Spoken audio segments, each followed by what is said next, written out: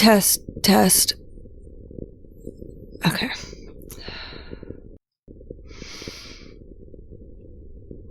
What is even the point? I don't even have anything to say. What do you say after not only killing one of your closest friends and then finding out your entire life is a sham? It hurts, and I truly feel miserable. I've never been so sick in my life. I can't even look myself in the mirror, and yet here I am, drunkenly trying to reach out as if you are able to fix any of this. But what's to fix? This is the system that I built, or blindly followed. And now I have these markers of history that I have helped shape. And what do I have left of myself?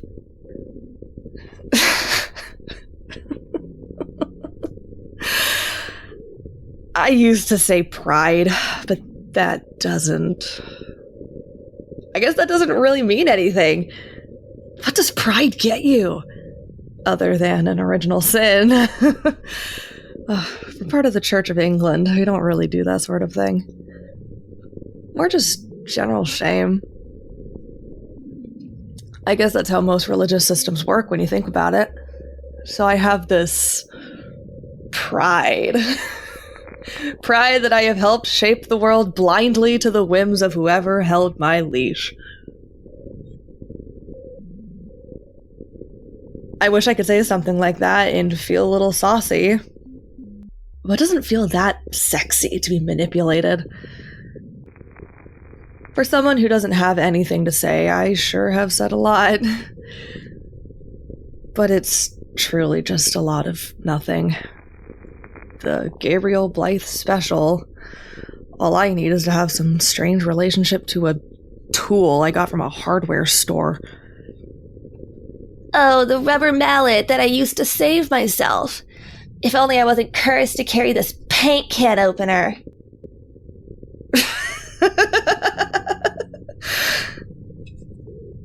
I wish I could be that innocent again. The lives I have taken in the name of the King and God.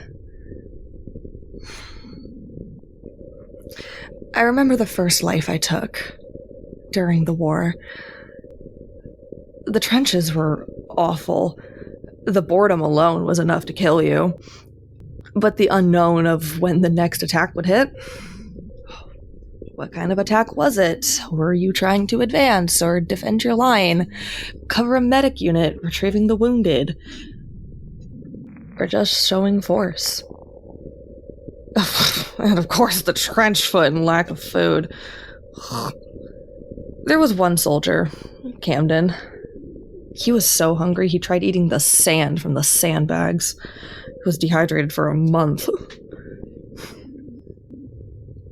But when they would charge your line, you hoped that the enemy wasn't coming for your small section of paradise. Not that anyone could see anything. All the smoke and fog dropped all visibility. But it was a night raid. The worst ones were at night. They were charging towards us. Someone was shooting a flare. Just before he pulled the trigger, he was shot in the head. Sent the flare flying backwards, which was fine for the most part. It just means that as the flare arched, our shadows could possibly obscure the field. I looked back to see how long we had the flare for. You can get a good sense of how long flares last after a while. It didn't have a very high arch, so I knew maybe 2 minutes. I turned back and there he was, not 20 paces from me. We locked eyes. He wore that ugly brown and that stupid shaped helmet, and he looked just as disheveled as the rest of us. He was terrified. I was terrified. Gunshots firing in every direction. I watched my shadow quickly climb up the barren land, then this stranger, it was like watching a nature documentary on vine growth sped up. I think once I was on top of him, something changed in him. He began sprinting for me. Oh, the curses I threw out that day. Oh, my mother would have been so proud. I was petrified. All I could do was watch. At that point, all I had seen was the wounded. A lot of bodies and moving supplies around. But seeing someone wanting to kill me? New experience unlocked. Our eyes were still locked, and when he was about maybe 4 or 5 paces away, I saw him pull out a knife. Oh, that flash of metal was my break. I pulled that trigger. I don't know who keeps saying you gotta squeeze the trigger, but guns those days? You had to pull. You put your whole body into it or else it would not fire.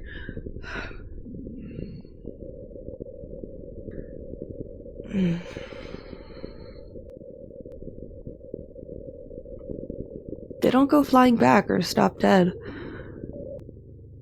When someone dies, it's the momentum they had just before they died. So, if someone is standing there when they get shot, they just crumple. Like someone just turned off the switch. But my new friend was charging me. Then, bang, and he was still flying. Knocked back was someone who probably didn't even weigh 10 stone. It was the warmest I've felt in a long while. I don't know how long I laid there. I thought I was dead. That this was my hell. That I was to be entwined with this man for eternity. But it was our young prince who came to our rescue. Kicked the body off me, told me to reload his gun, took mine and patted me on the cheek. I'll never forget that. Not because of the sudden cold or the comfort. Unfortunately, nothing like that. It was the sound. The sound of my wet cheek being patted.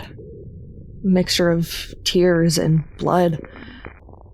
I still hear it so clearly to this day.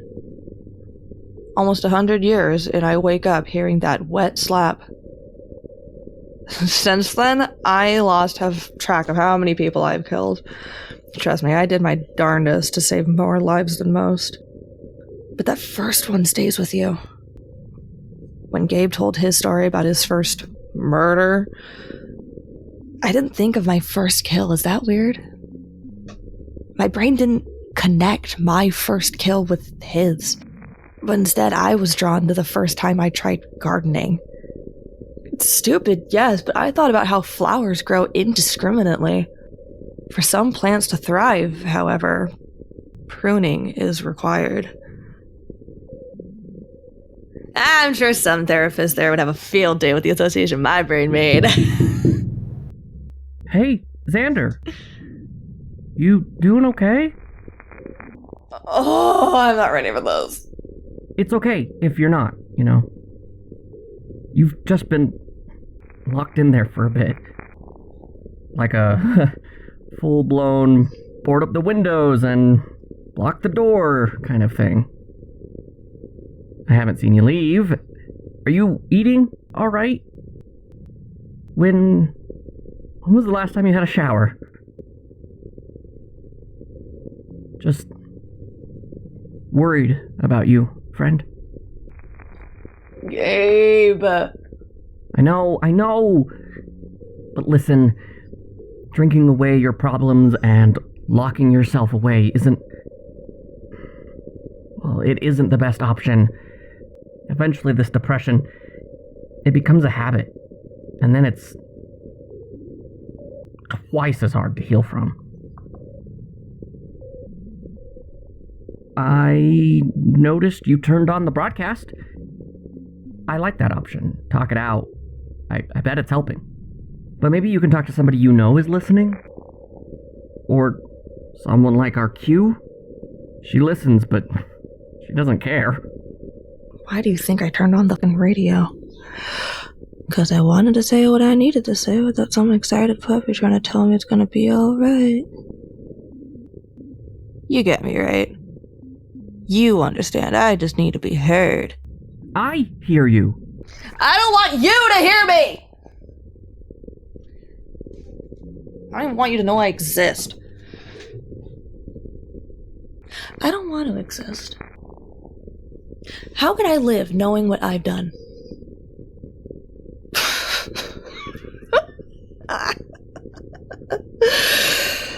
I was a fool. I was blind. I was used. And you just want to tell me it's all okay? You have no idea what I did. At least everyone on the other side of this microphone can't show me the disgust on their face as I try to pull myself back together again. You just sit there smiling. Smiling like it will be okay. As if I'm not some monster. A monster made by God for a tool of his destruction. But you aren't. Just leave it, Gabe. Leave it. And you, sitting there silently, watching everyone fall apart, like a sick freak. You think you're better than me? You think I'm scum?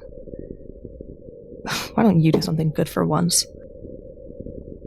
Stand up for once in your life. Do something that will actually do some good. Worthless, pathetic, infantile.